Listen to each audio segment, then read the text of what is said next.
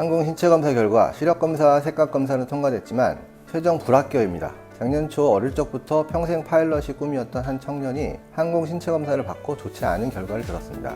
무난하게 통과할 것이라고 예상했지만 결과지를 받은 순간 확인할 수 있었던 것은 뜻밖의 불합격 통보였습니다. 내사위 팔프리즘, 기준 초과. 내사위와 프리즘, 태어나서 처음 듣는 단어였습니다. 시력은 1.0으로 좋았고 평생 단 한 번도 눈이 불편한 적이 없었는데 말입니다. 이분처럼 생각보다 많은 조종사 지망생들이 양안시 기능이라는 보이지 않는 벽 앞에서 좌절합니다. 더 안타까운 건 대부분이 이런 기준이 있는지조차 모르고 시험을 본다는 겁니다. 인터넷에는 라식하면 안 된다, 시력 1.0만 넘으면 된다, 그런 부정확한 정보만 떠돌고 정작 많이 탈락하는 이유에 대한 내용은 많이 없었습니다. 오늘은 항공 신체 검사의 합격 기준과 불합격한 실제 사례를 소개하고 실제로 저희 한국 아이테라피 센터에서 훈련을 받아서 팔프리즘 내사위를 극복하고 조종사가 된 실제 사례까지 들려드리겠습니다. 화이트 카드가 무엇인지 아십니까? 화이트 카드는 정식 명칭으로 항공 신체 검사 증명서입니다. 조종사뿐만 아니라 항공 관련 직종에 종사하는 모든 분들이 반드시 소지해야 하는 자격증입니다. 이 카드에는 1종, 2종, 3종으로 등급이 나뉘어 있고 민간 항공기 조종사가 되려면 반드시 1종을 취득해야 합니다. 그럼 이 화이트 카드를 받기 위한 항공 신체 검사가 왜 이렇게 까다로운지 설명드리겠습니다. 여러분이 조종하게 될 항공기에는 평균 200명의 생명이 달려 있습니다. 시속 900km로 10만 피트 상공을 날아가는 상황에서 조종사의 순간적인 판단 실수는 곧 대형 참사로 이어집니다. 그래서 조종사에게 요구되는 신체 기준은 일반 직업과 완전히 다릅니다. 단순히 잘 보인다가 아니라 완벽하게 보고 판단해야 합니다. 실제 기준을 하나씩 살펴보겠습니다. 첫 번째, 시력 기준입니다. 나은 시력 0.4 이상, 교정 시력 1.0 이상이 필요합니다. 여기까진 대부분 통과합니다. 하지만 굴절값이라는 함정이 숨어 있습니다. 근시가 마이너스 6.5 디옵터, 원시가 플러스 3.0 디옵터, 난시가 2.5 디옵터를 넘으면 탈락입니다. 왜 굴절값까지 따지는 걸까요? 야간 비행 시 불빛이 번져 보이거나 시야가 왜곡되면 치명적이기 때문입니다.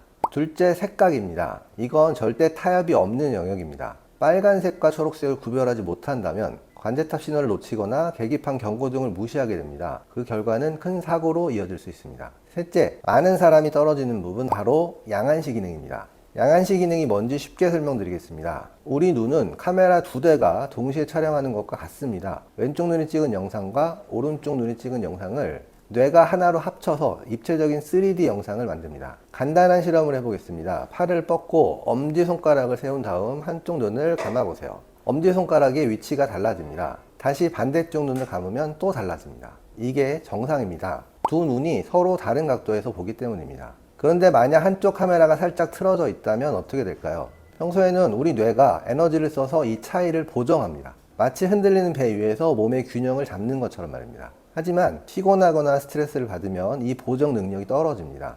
나는 물체가 두 개로 보인 적이 없는데 라고 생각하실 겁니다. 맞습니다. 지금도 여러분의 뇌가 일해서 하나로 보이게 만들고 있기 때문입니다.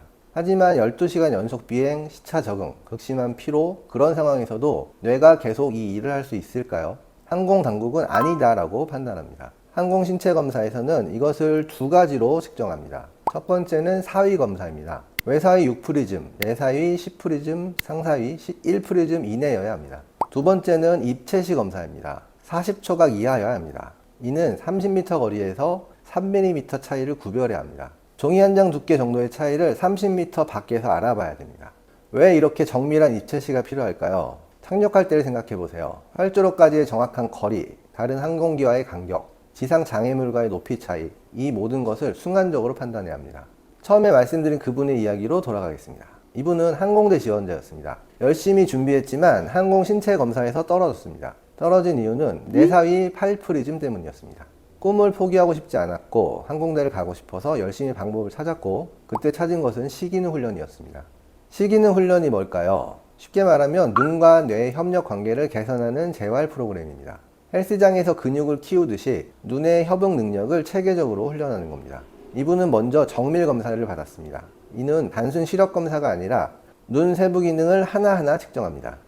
검사 결과를 바탕으로 저희 센터에서는 이분을 위한 맞춤형 훈련 프로그램을 설계했습니다. 매주 2회씩 센터에 방문하고 집에서도 꾸준히 홈 트레이닝을 했습니다. 훈련 기간 동안 처음엔 눈이 피곤하고 두통도 생겼습니다. 평생 안 쓰던 눈 근육을 쓰니 당연한 반응이었습니다. 그러나 12주가 지난 후 변화가 일어났습니다. 책을 오래 읽어도 피곤하지 않고 무엇보다 공부 집중력이 엄청나게 좋아졌습니다. 시기능이 이렇게 중요한 줄 몰랐습니다. 재검 결과는 당연히 합격이었습니다. 이분은 이렇게 말해주셨습니다. 화이트 카드를 발급받기 위해 신체 검사를 했을 때 안과에서 입체시가 떨어진다는 이야기를 듣고 착잡했습니다. 당연히 신체 검사는 무난히 통과할 것 같았지만 눈에 문제가 있어 평생 꿈꿔왔던 직업을 못한다고 하니 심란했습니다. 어떻게 방법이 없을까 계속 찾던 중에 시기능 훈련을 알게 됐고 정밀 검사 후에 12회 훈련을 받게 됐습니다.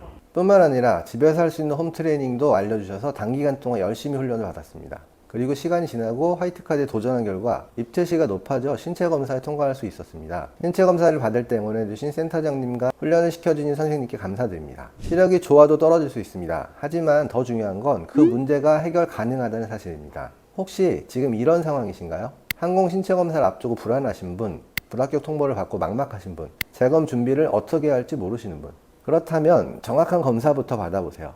문제를 알아야 해결책도 찾을 수 있습니다. 저희 한국 아이테라피 센터에서는 항공 신체 검사를 준비하는 분들을 위한 전문 프로그램을 운영하고 있습니다. 마지막으로 이 말씀을 꼭 드리고 싶습니다. 정확한 진단과 체계적인 준비가 있다면 반드시 여러분도 합격하실 수 있습니다. 궁금하신 점이 있다면 편하게 댓글 혹은 저희 센터로 연락 주세요. 지금까지 한국 아이테라피 센터였습니다.